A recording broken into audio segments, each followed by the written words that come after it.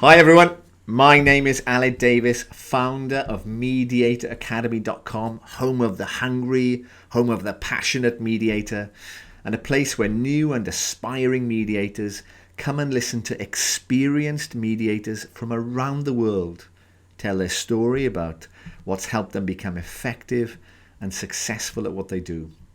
What you see and hear on Mediator Academy isn't something you typically find on any mediation training course.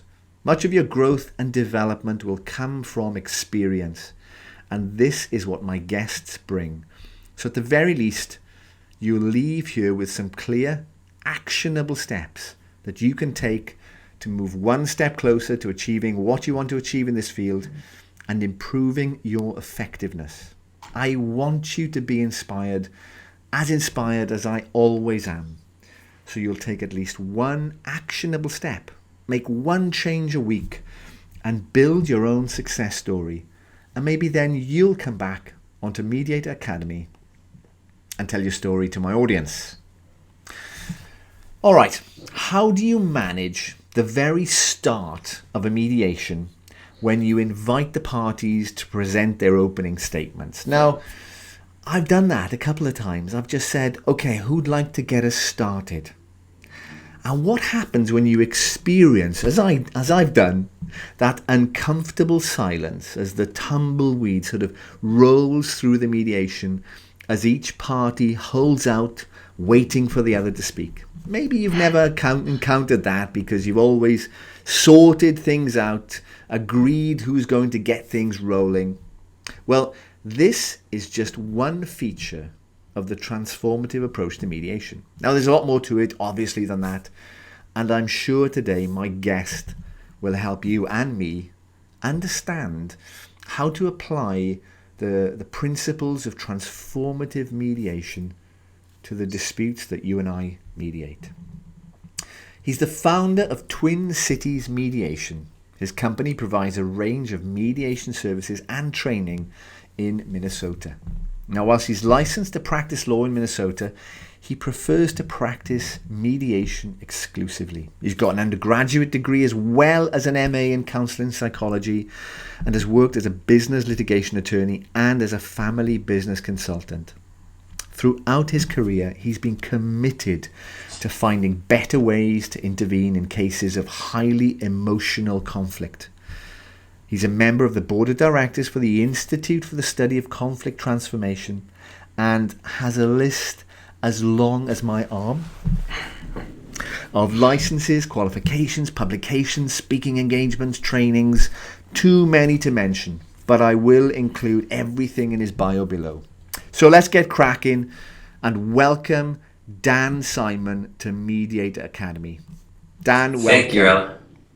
Glad to be here. I really appreciate it. Brilliant to have you on. So you're my second US guest, and I'm delighted you've agreed to do this because I know a large chunk of my audience are US mediators. So that's wonderful. Now, great. On your website, which is a wonderful website, by the way, lots of information, and I'll include that in a moment. You say you use the term transformative to distinguish what you do from the more manipulative approaches to mediation. Wow, start with controversy right away, Alan. Indeed. Yep. So tell me a bit more about what you mean by that, please. Well, first of all, I want to acknowledge that it probably comes off as not a particularly kind way to refer to my fellow mediators. At the same time, I'm afraid it's an honest statement of what, particularly here in the USA, is called mediation. I do see it as a very manipulative process. I see it as very outcome focused. Mm-hmm. And just by virtue of being outcome focused, to me, that means that the process itself is being managed in a way that is not focused on the truth in the moment, but on getting people to a certain outcome. It's an attempt to get people to a certain place. And therefore, it's not completely transparent. And the things that the mediator says are designed to get people somewhere. And so it's not fully within the party's control. Maybe I could get more specific about that. Yeah. So, I mean, when you say it's outcome focused, I guess you know training is and I've done a range of different mediation trainings from sort of community, workplace, commercial, and it's the espoused model is a facilitative model. Yeah. In that the parties are empowered to, do what they need to do, whilst the mediator just kind of keeps the process moving along. Yeah. Well, espouse, I'm glad you used that word, because I do feel that some of what is espoused is not consistent with what is practiced. And yes, when I was originally trained as a facilitative mediator, we were encouraged to say things to the clients like, trust the process. The thing about the process was that it had been designed to maximize the chances that people would come to an agreement. That was, so the process was, buy into this agenda of mine, comply with what I'm trying to do here. And then my justification internally was, if you comply with what I ask you to do, then you'll get to a settlement, which I assume is what we're all here to do, which, doesn't sound that evil, really, but it is what I'm calling manipulative. Okay. Yeah. And you said it's manipulative because it's not transparent. That's right. There are, so for example, the simple act of reframing. Uh-huh. So let's say that for example, am doing a family case and I hear dad saying, I want to see those kids on Thursday and Friday and Monday and Tuesday. And I hear mom saying, I want to see the kids on Monday and Tuesday and Wednesday and Thursday. And then a reframe of that might be, I see. So you both would like to see the children as much as possible. No, that's not what they said exactly. Dad said Monday, Tuesday, Thursday, Friday. Mom said Monday, Tuesday, Wednesday, Thursday, or whatever. Uh-huh. I am kind of using my perceived authority to change what they are saying. And the reason I'm doing that is because I think that will make the problem more solvable and will lead them to a settlement. I'm not doing that because I'm being genuine in reflecting what they have said. I'm trying to get them somewhere other than where they were. Okay. So, yeah.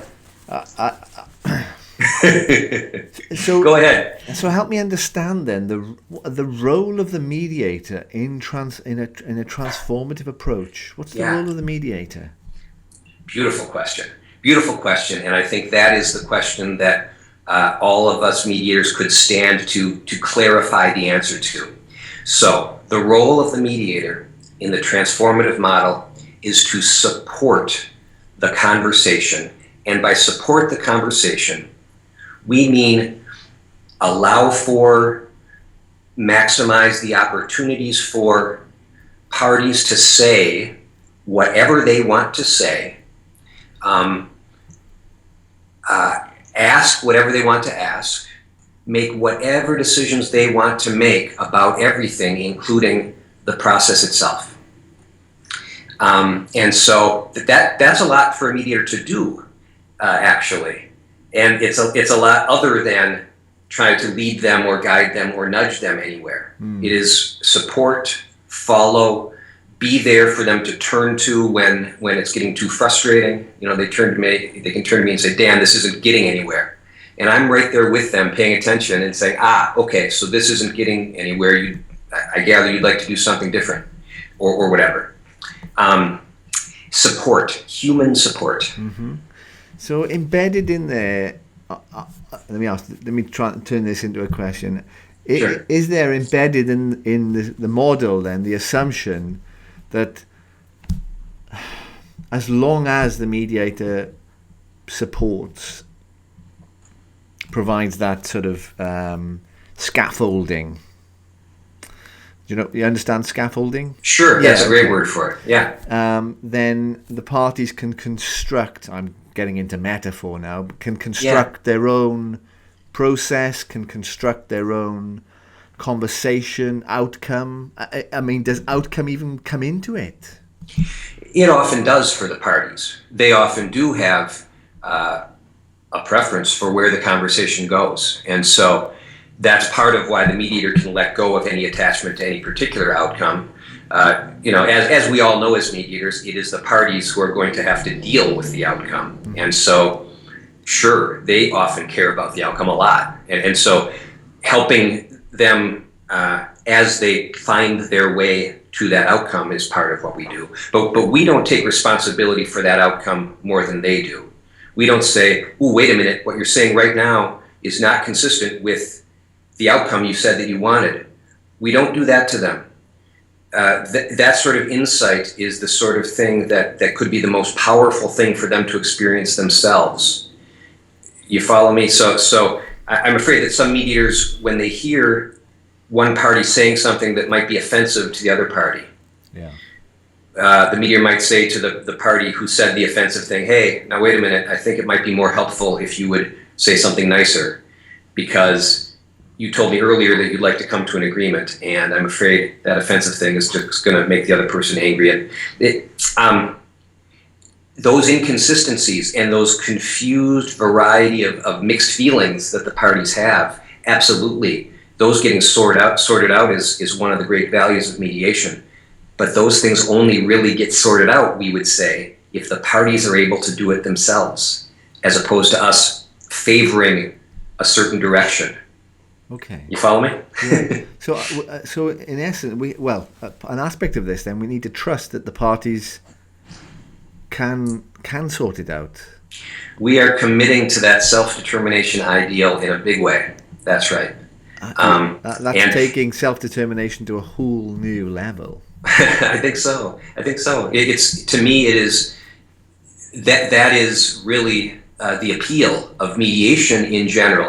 So when Bush and Folger wrote the book called The Promise of Mediation, my interpretation of one of their points is that the promise, the potential of mediation, and the reason it differs from any other ADR approach, is that the parties have control and they are self-determining. I think it's really important to have a strong definition of self-determination. Otherwise, there's that slippery slope to, it's self-determination. It's self-determination as long as I didn't hold a gun to your head to sign a deal. Then it was your choice. But anything short of that is me being helpful as a mediator. And so that's where certainly the stories I hear from mediation as it's done in litigation in the USA, absolutely. The mediator uses every trick in the book to try to get a deal done. Yeah. And they say, well, hey, it's self-determination because I'm not a judge. I couldn't order you to do it. Doesn't feel like self-determination to the parties. Feels like they got beaten down. And, I'm distinguishing from the more extreme, but more common, frankly, litigation approaches to mediation, which, those of us who are thinking a lot about mediation and studying it and teaching it, we tend not to engage in those more extreme, almost coercive measures. Yeah. But as for why we don't, I think the reason we don't is because we believe in self-determination. So let's make sure we're being really true to that. Okay. All right. Sorry, go on. Well, you started off with that question of the opening moment in a mediation, where it may indeed feel uncomfortable for the mediator to say something like, "So where would you all like to start?" And I'd say that it was uncomfortable for me when I first tried to embrace the transformative model. At this stage, I really don't have any discomfort about that because it's so clear to me that it's their choice who starts and how they start.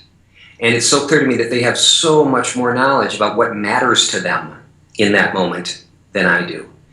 And so I realize now that the reason I was uncomfortable before was because I wanted to convince them that I was in control of the process, which was never true.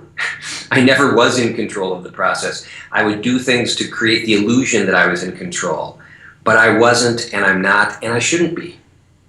So now I'm very comfortable with the idea that this is your process. I am here to support you folks. So what do you want to do? Okay. It's up to you. Let's start off on the right foot. Let's make it clear that it's up to you. And to me, there's no more empowering message than that. This is up to you. Where would you like to start? Yeah. Well, Dan, you're the expert. We got you in. What do you recommend we do? Well, I see. Oh, I'm sorry. I missed it there. You're being a party. Because you know what? I could see that happening to me. Absolutely. Well, as I said briefly in my introduction, Alan, I see this as an opportunity for you all to have a conversation about whatever you feel would be helpful to talk about at this point. So it really is your choice how you start. And then you say to me again, well, yeah, Dan, but you're the expert. I don't know where to start. This is overwhelming. We came here because you could tell us what to do. Well, actually, I should make that clear that I actually don't know what you should do. I see my role as just kind of being here for you as you have the conversation, and I'll reflect what I hear you saying, and I'll summarize what I hear as the areas of agreement and disagreement. But you know your situation much better than I do, so I got to leave it up to you. Where would you like to start? and most often, my experience has been that there really isn't a very long moment of discomfort, and often a very actually meaningful thing happens where one party says to the other, why don't you go first if that's okay? So already there's some, frankly, transformation happening instantly. There's the realization that, boy, we aren't absolute, complete enemies. This guy just offered me the chance to go first. And then maybe I deferred to him and said, no, that's okay, you go. Boom, we're already collaborating. Yeah. Just because I stayed out of the way. Yeah. I mean, it's interesting. Whenever I've done it a couple of times now, and nobody wants to go first. Really. Well, here's a subtle thing that may not explain it, but I noticed that when you asked the question at the beginning of this talk, you said, "So who would like to get us started?" I ask a different question. I don't. To me, that's not the question. It's not a question of who. Yeah. It's my assumption is that we're all here together, and it's how would you all like to start? A little bit different. Very stop it, Dan. Stop it. I've been thinking about this for a long time. I'm sorry. Yeah, no, that's great. So it's how would you all like to start? Yeah, which to me that it's tiny, but it is a manifestation of what I see as a full paradigm shift from any sort of quasi-legalistic process where, every other legal process, and in fact, you use the word opening statements, and so that's, of course, to me, a vestige of a legalistic process. Yes. And so, part of it is just that philosophical commitment to it being a conversation, as opposed to a proceeding that I assume is adversarial. I assume there's some differences, but I also assume these are two human beings who have a lot in common. And so conversation is the word that is really what I see happening. I'm with you. Here's the challenge. I think we've got as a field. Yeah. Particularly in the UK, I mean, it's it's probably more commercial mediation. Yeah. Sort of litigation mediation. You might sort of refer it.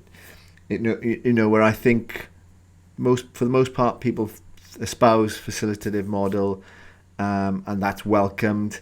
But people, it seems, I get the impression that more and more people are wanting more, not just facilitative, but even moving over to an evaluative mediator. Yes. Where someone who's got some credibility, authority as a judge or a top litigator can give their perspective. Absolutely. And it's not as if we're moving towards a transformative, the back to back closer to the core values of self-determination. But I get the impression we're drifting away from that. I'm afraid so here as well. And a phenomenon here in the USA, I'm particularly aware of it in the area of family, divorce, domestic situations, that there are a bunch of roles that aren't even called mediator anymore. They call it early neutral evaluation. And there's something that's really, as I see it, kind of dysfunctional, called a parenting time expediter or a parenting consultant. And those are people that have authority delegated to them by the judge to make decisions about parenting for people. The theory is that the parenting time expediter or parenting consultant is supposed to mediate first, and if that doesn't lead to a conclusion, then they get to make a decision, which, as you can imagine, the fact that they have the authority to make that decision colors the process entirely and interferes in a big way with the parents having any sort of shift in how they're relating to each other. It locks them into an adversarial relationship. And so, I hear you. To me, the legal system is so clear and has such a long tradition of the idea being that people plead their case and an authority figure makes a decision. And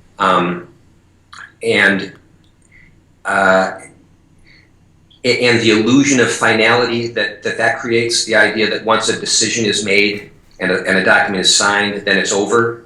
That's another kind of bias of the legal system, that the document is what matters. Yeah.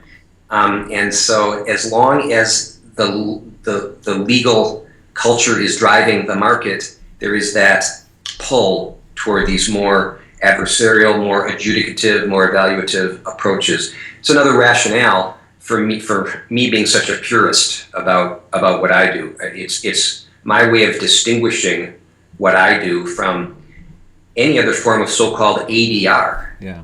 I'm committed to this self-determination thing from the first moment, and even before that, the question of whether you want to participate. I'm not going to even try to sell you on this process. I'm available. I would love to help. I don't know if it's going to be what's best for you. There are a whole other processes out there, but I'd love to help, and my role will be to support your conversation. Sorry to interrupt you, Dan. No, go for it. So let's think about this then. So from the moment that a party approaches you to want your help as a mediator, what sort of interaction, what do you say or what don't you say? I guess the dilemma is, how much information do you give them so that they feel kind of reassured that that's right, that's going to work for them? It's a great question, and I feel like that is an area that I'm still developing. Basically, I don't want to call it the sales pitch, but certainly I do have deep down the preference that I have as much work as possible. And so there is a bit of a conflict of interest between my desire to get some work and my desire to support utter self-determination, throughout even that first moment when I talk to them. Yeah. So, I do my best to answer questions they have about the process. I absolutely don't go anywhere near promising any sort of outcome. I may go so far as to say, often people find that they're able to figure out an agreement. Often they feel like they've gotten clearer about what they want, and they've gotten a better understanding of each other. I don't know if that's going to happen in your case, but that's what happens a lot. Yeah. And so I'd love to help. And that's about it. Wow. Okay. So. And other than that, I listen to them and hear them out about their whole situation. That often, if they're really riled up about it, they can't help but want to tell me the story. And, I'll set limits just for my own purposes of not having that much time to give away for free. But I'll listen to them a bit and say, okay, so I'm hearing that you think the other party is crazy and you're not sure if there's any purpose in talking to them. On the other hand, the lawyer wants to charge you $2,000 to even start the case, so you're contemplating whether talking to them would be worthwhile. I see. Well, I would love to help with that if you think it would be worth a try. Very interesting. Very interesting. So do you find then that you tend to work with a particular type of dispute or a particular type of client? The easiest work for me to find has been divorce and parenting disputes. Okay. Although I'd say, as of now, about half of my work is workplace disputes. You may have heard about the U.S. Postal Service's redress program, which is committed to the transformative model. And so I do some of that work. And I have a few other organizations that call me in for disputes that are pre-litigation. They are just workplace conflicts. Yeah.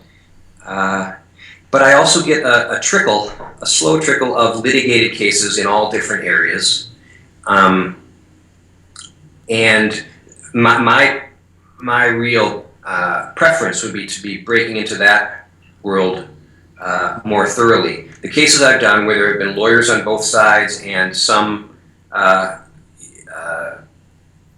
often business dispute have gone incredibly well. I mean, I've been very lucky, I think, that they've gone so well, because obviously it really depends on the parties. Yeah. But it turns out a 3-hour conversation, even with lawyers present, even with extremely strong feelings on both sides, very often leads to all kinds of wonderful things, including, by the way, a settlement. Yeah. And it's the lawyers often aren't comfortable with it. I just had one recently where within 3 hours there was an agreement at the end, as well as weeping on both sides and an actual hug between the plaintiff and the defendant. Kind of your wildest dreams of how beautifully it can go came true. Yeah. And I asked one of the lawyers who was there afterward how he felt about that process. And he said, well, I think I prefer to have the process where we're kept separate from the other side and, where it's a little bit more under control. Mm. So he didn't even appreciate that, what happened in that session certainly would not have happened in a shuttle diplomacy approach. Yeah. And what's more, a shuttle diplomacy approach would have been scheduled for a full day. Yes. And at best there would have been a settlement that both sides were bitter about. Yes. And so he, even though it was right before his eyes, didn't appreciate how powerful that was. And so it's a tough sell to the legal community. It is a tough sell, and that's my concern, because there's an expectation. Lawyers, commercial mediations in certainly in the UK, and I'm sure in other parts of the world and Europe, the main sort of source of referrals are the lawyers representing the parties. They make a decision, they appoint the mediators, and they have an expectation of what's going to happen and what's not going to happen. That's right. And I think part of their anxiety is about things getting out of control.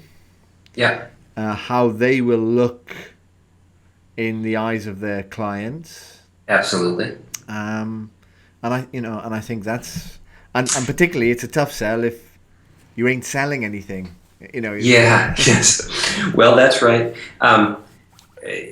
You're right. Those are all concerns on the minds of the lawyers. And in fact, in that case that I mentioned, there was a moment where the two lawyers were bickering with each other. And one of the parties said, "Boy, Dan, you're going to have to mediate between them." Ha ha ha. Which to me isn't even that funny a joke, because of course I have to mediate between them. I mean, why wouldn't I? But it was clearly kind of a moment that both lawyers looked up and were kind of embarrassed that they were engaging in something that probably didn't appear very productive to their clients. And that's the risk they face in this process. They might be revealed for being human. They might have to confront the other lawyer who the lawyers might start engaging in legal arguments, and that could be embarrassing if you don't win that little verbal joust. Yes. It really makes them have to step up. So yeah, it's more comfortable to be in a separate room where you don't have to confront the other side. That's I'm afraid an indictment that I made in a blog post recently, that in a sense a lot of mediators are in collusion with lawyers. They design a process so that it is comfortable for the lawyers. And that indeed is a way to get busier. If the lawyers like your process, you will get more work. Yeah. If the lawyers like your process, there's a good chance you aren't paying attention to what the parties need. I bet that went down well.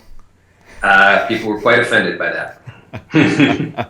I'm sorry, folks. It's how I see it, and no disrespect to you all. And you're all, those mediators are. No, I can see the unintentional collusion that takes place in mediation.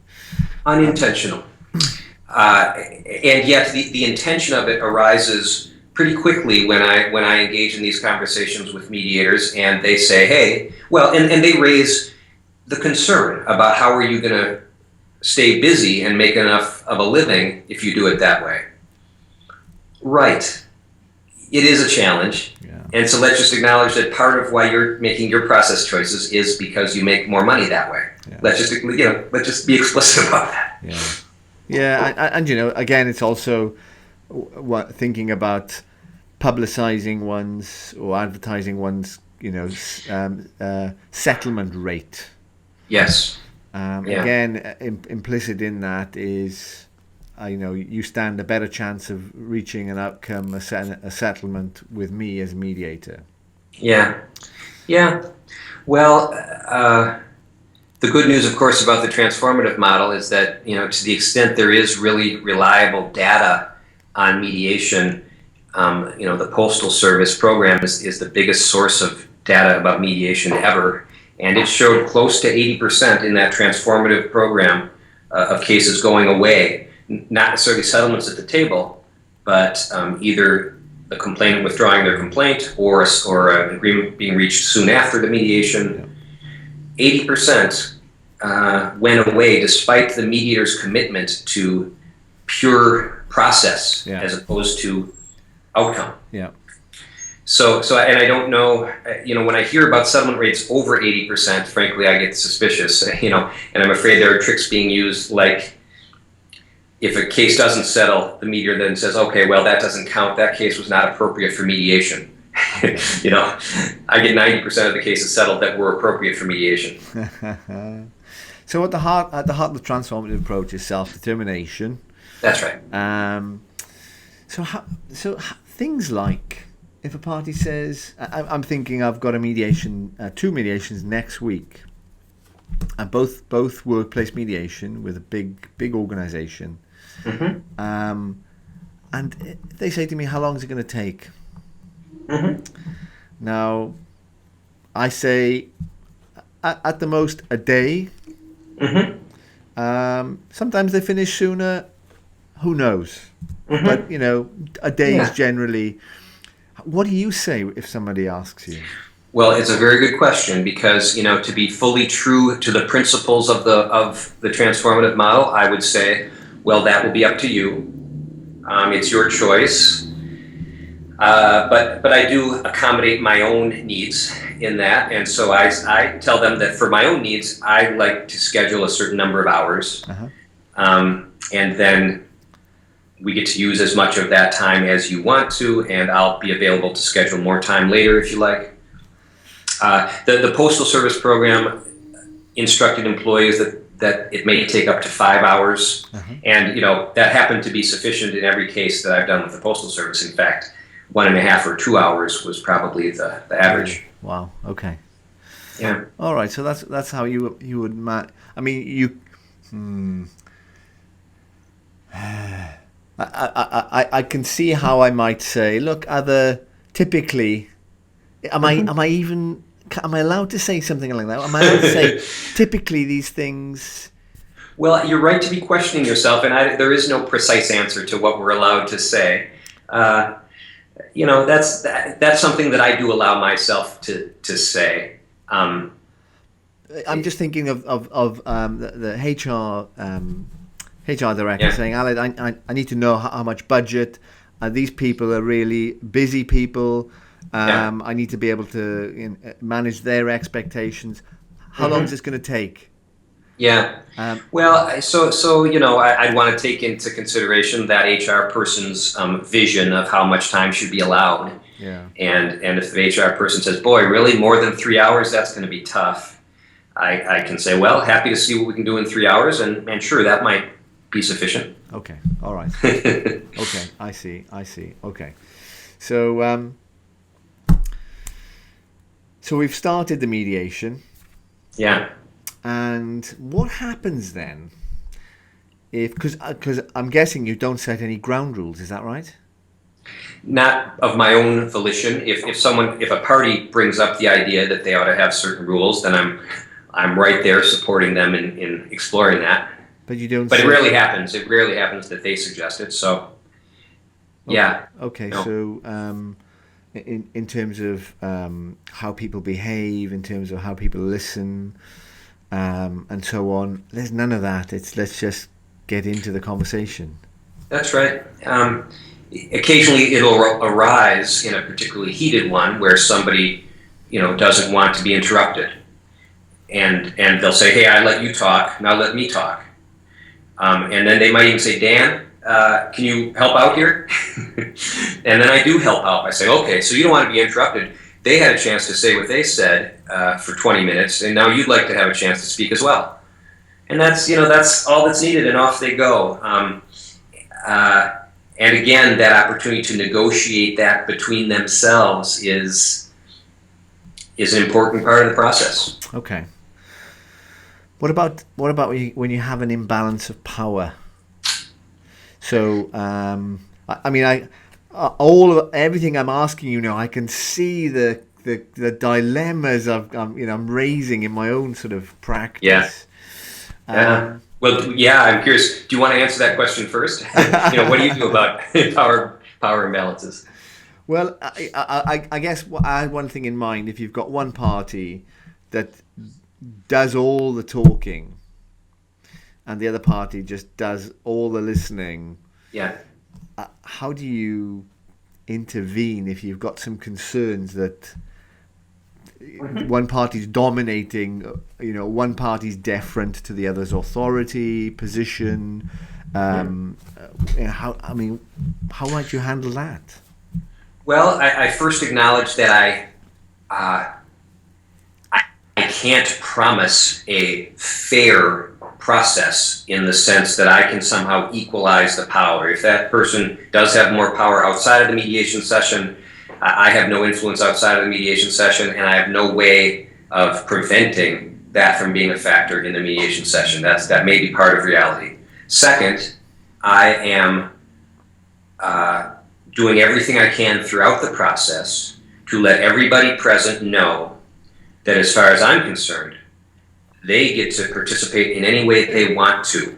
And I remind people of that. And so if one person has been talking for a long period of time and the other person hasn't said anything, I might gently offer a little, what we would call a check-in to the quieter party. And I'd say, "Quieter party, you haven't said anything for a while, just checking. Did you want to say something, or are you okay?" Not because my agenda is to get them equal time, but my agenda is to make sure that everybody present knows that they have are welcome, as far as I'm concerned, to participate in any way they want. Or just a more general check-in. Just want to check in with everybody. How's this going? I know that Joe here has been talking for most of the time, which no problem, but is that okay with everybody, or what would you like to do? Always keeping the responsibility with them to make the choices. And this is one where I think, again, that the great potential of mediation is, if there is a power imbalance, for that weaker party to say, "Yeah, you know what?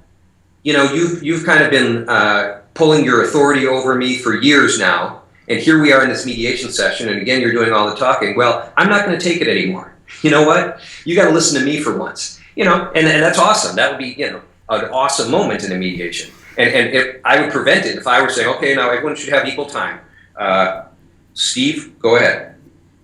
I'm interfering with that cool stuff that could happen. Okay. So that sense of empowerment, that people take charge of themselves. Yeah, and they also have compassion for each other. That's the other thing that we can interfere with as mediators if we're too controlling of the process. That people actually often defer to each other. It actually doesn't feel to them like as adversarial a process as we set it up to be. They actually are aware that they have some ability to cooperate in how they engage in a conversation. Yeah. We set the bar very low on their capacity by believing that we have to control the conversation. Yeah. So I guess philosophically I'm getting it. Mm-hmm. Practically I'm struggling. Yeah. Here's where I'm struggling. I'm struggling with I can't shake the framework in my mind of sort of get the conversation started, identify the key issues, explore, and then kind of start, kind of negotiating, shaping an agreement, and shaking hands. Yeah. What happens in a transformative and how do you?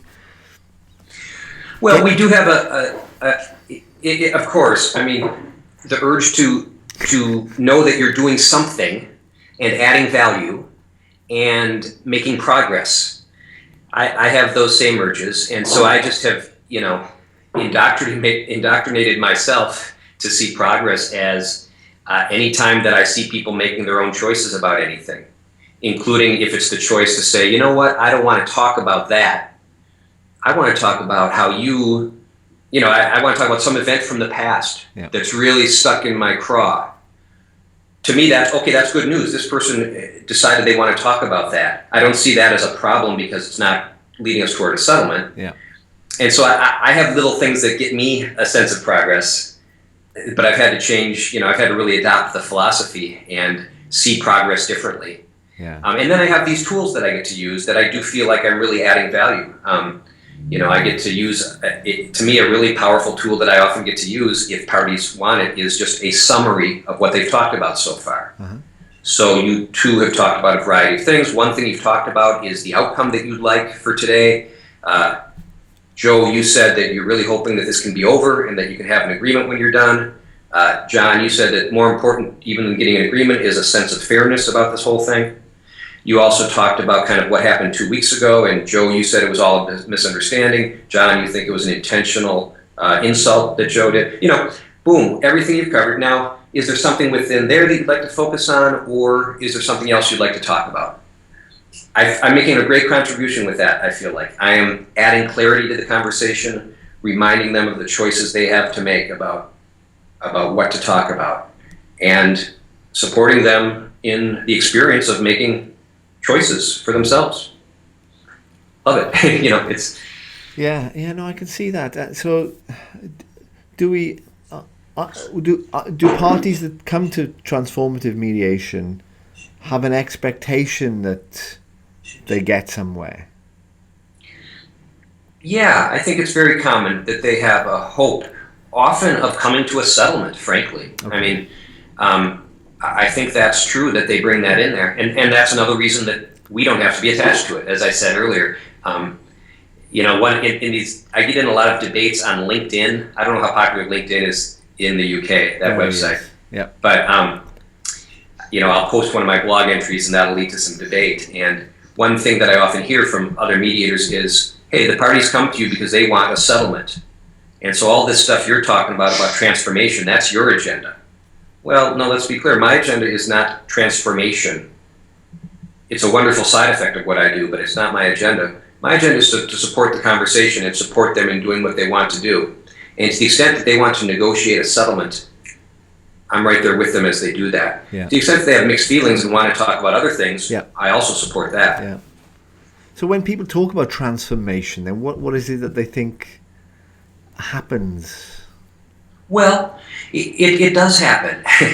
And it is the experience that people have of becoming more aware of their power and the choices that they have, and also becoming more aware of the other person's perspective. Uh-huh.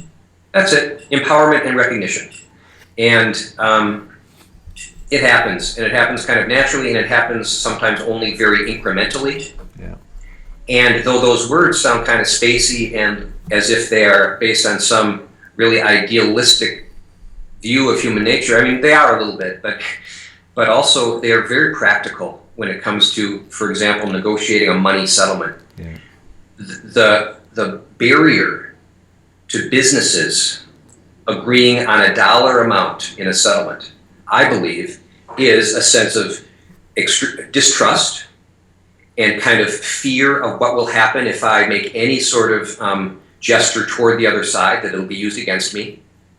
And so the way for a negotiation to happen more effectively is for there to be a little change in how we are interacting. For me to gain the courage to say, you know what, I'm not promising anything, but if I were to offer you $50,000, will you at least, and I'm not offering you $50,000, I'm just talking hypothetically, if I offer you that, will I discover that you're open to a lower number, or are you just going to stick, more creative ways that they can do the negotiation once they've loosened up a little bit toward each other. So it's effective for that bottom line oriented case as well.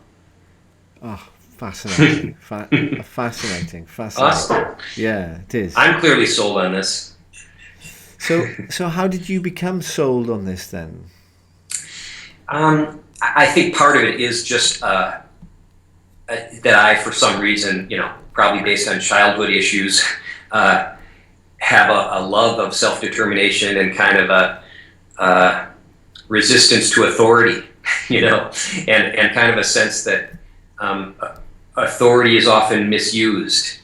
And then I heard Boris Bush speak, and then I read their book, and I thought, okay, these guys have thought very deeply about what conflict is, and based on what conflict is at its core, what would be the most helpful way to intervene so that people get to a better place with it. Yeah. And so I think they did a lot of the hard intellectual work in defining what the role of the mediator is. Yeah. And it just resonated with me. And then it took a lot of practice, because it was very hard to let go of wanting to be in control, wanting to convince the parties that I was adding value all the time. And so I'd say things for the purpose of convincing them that I was adding value.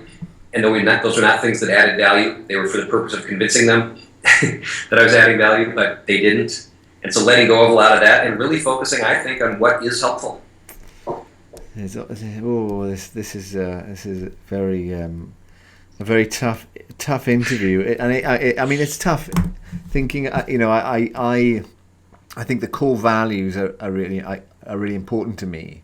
Yeah. Self-determination, and I'm starting to think, oh my goodness, I am in so many ways unintentionally probably colluding, contributing to the things getting well worse. I appreciate your being open to that sort of self-reflection, because it's hard to do, and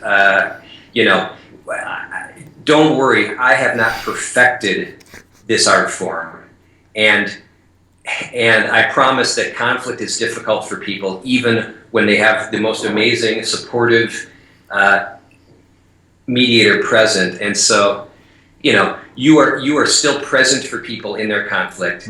You, I assume, have a largely non-judgmental attitude toward them. You are supportive of them. And you try to help with a few nudges along the way, and you probably aren't doing too much harm. Thank you. I hope not. Well, no, but by all accounts, I think people find it helpful what you're doing. People find it helpful. I've certainly changed the way I practice. I talk about things like transparency, accountability, informed choice, and curiosity when I mediate. Mm-hmm. I don't tend to start a mediation in the way I've been taught. I've created my own narrative, if you like. I talk about why I think those values are important. I talk about how I will try and manage the conversation in a way that people get their needs met, that encourages accountability, promotes curiosity and compassion, and transparency. So I like to think I'm transparent in that if I make an intervention, I tend to be transparent about what I'm doing and why I'm doing it. Okay. So if I think, so for example, if one party's talking a lot and the other one's not talking or isn't able to get a word in or whatever, I might intervene. I might hold on a second, Brian. I'm just pausing here because I wanted to check in with Sue to see whether she wanted to react to something that you said earlier. I got the impression that she was trying to say something and wasn't able to. And I'm checking in because I want to make sure that, so that would be an intervention I would make. I'm transparent about my reasoning for intervening. Yeah, that sounded pretty consistent with what we would do as a check-in in the transformative model as well. I think you'd love the tools because, those of us who have been sold on this philosophy have been really trying to pay attention to what is consistent with the philosophy and also helpful to the parties. And so, I feel like we have figured out some of that stuff. Okay. So, yeah. All right. So, I'm quite keen now. I think I've got. I mean, I understand the self-determination and why that's so important. Yeah. I now got the empowerment and recognition. So parties, taking charge of themselves, increasing that awareness, but also acknowledging and recognizing that the other person also has feelings, needs, and so on. Yeah. I want to move into now understanding a bit more about the training itself. You've referred a couple of times to some tools. And I'm sure people watching this now are going to be curious. Definitely going to want to find out a bit more about the training. Can we move in that direction? Absolutely. Sure. Perfect.